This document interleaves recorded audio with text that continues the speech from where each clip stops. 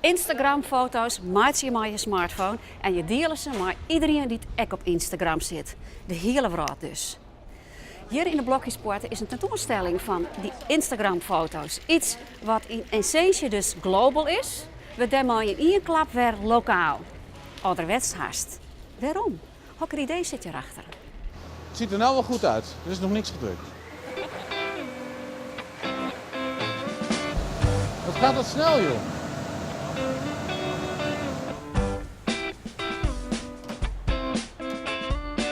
Nou, de mooiste foto's maak je natuurlijk in je eigen omgeving. Je kan gewoon... Je hoeft niet ver weg. Je hebt alles in de buurt. Ja, en madeliefjes. Dat is super. Kunnen we hier wel eroverheen? Maurice en Yvonne binnen 12 fanatieke Instagrammers. Alle dagen posten ze wel een foto. Oppassen dat we niet in de schapen stonden. Tegeer hebben ze een vormjouwingsbureau, maar nu organiseren zij een Instagram-expositie. Helemaal giel. Ja.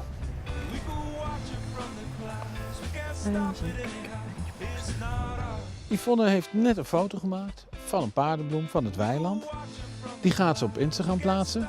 Daar gebruikt ze een filter voor. Op Instagram kun je heel makkelijk een filter toepassen, waardoor je bepaalde kleuren uitfiltert of juist toevoegt.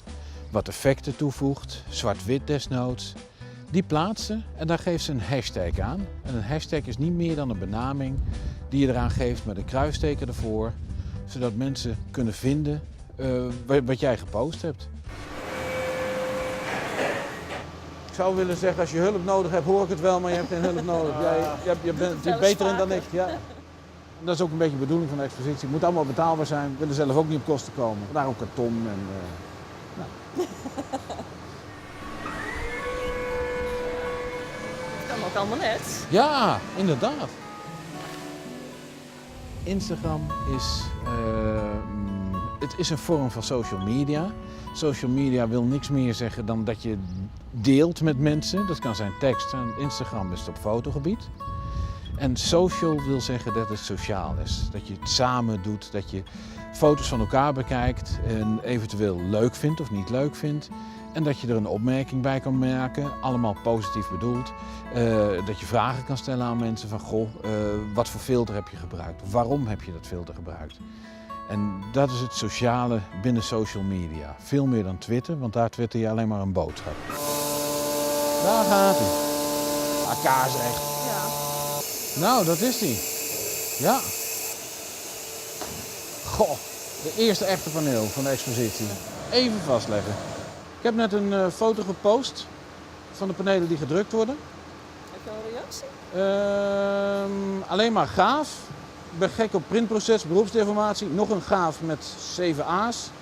En een spannend. Oké, nou Ja. goed zo. Dus de eerste likes zijn binnen.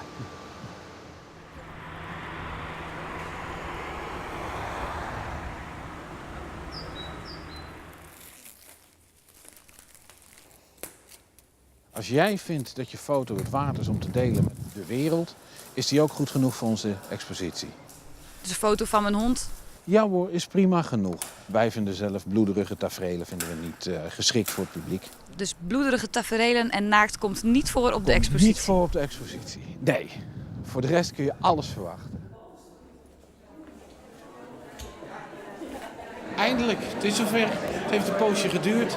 We zijn er veel en druk mee bezig geweest, maar we zijn er.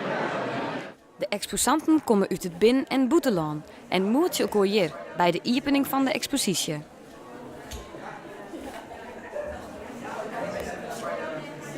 Martini ziekenhuis in Groningen. Ja. Zo bovenaf. Nee, van onder. Oh, van Je moet onder. eigenlijk zo zien. Het is een trappenhuis in de hoek. Oh, zo ja.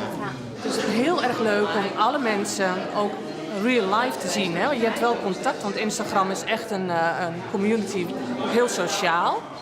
Hè? Dus je reageert op elkaars foto's en je wisselt dingen uit. En nu ontmoet je de mensen ook in het echt. Ik vond dat mijn eigen account misschien een beetje vol raakte met alleen maar foto's van de hond. Dus ik heb een account aangemaakt voor de hond en eigenlijk alleen maar foto's van de hond opgezet.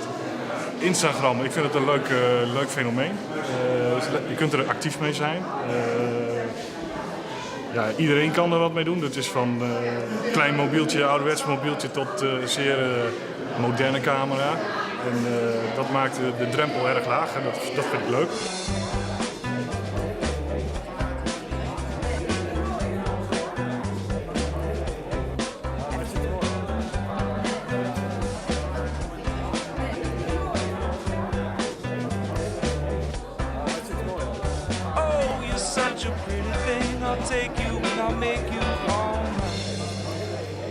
Nou, ik ben vooral gek van het wat, dat zie je wel. Deze heb ik onlangs nog geschoten met een droogvaltocht met een waddenvereniging. En nou, ik ben gek op de Schelling en de Waddeneilanden, dus ik mag daar graag vertoeven en dat wil ik ook graag delen. Dus op deze manier. Dus dit is echt een start van een waddengeul. En het is in werkelijke grootte is dit ongeveer een halve meter. En dat is het leuke van fotografie. Je kunt het zo vervormen dat het bijna illustratief of grafisch of abstract wordt. En nou, daar krijg je gevoel bij. Dat vind je mooi of niet mooi. Dus ik ben dol op abstracties. En wist toch bijvoorbeeld wat dit is? Het is een tak voor een groene wand, denk ik. Een tak voor een groene wand? Ja. Dat is een sleert, maar één de kroos, maar een toeken erin. Een toeken? Ik heb gewoon een tak. Een tak, ja. Ik heb gewoon een foto maken van een sleert, Ja. maar een tak erin. Ja, ook weer zoiets. Maar dat vind ik juist dan wel grappig. Dat Ja. heeft geen idee dan.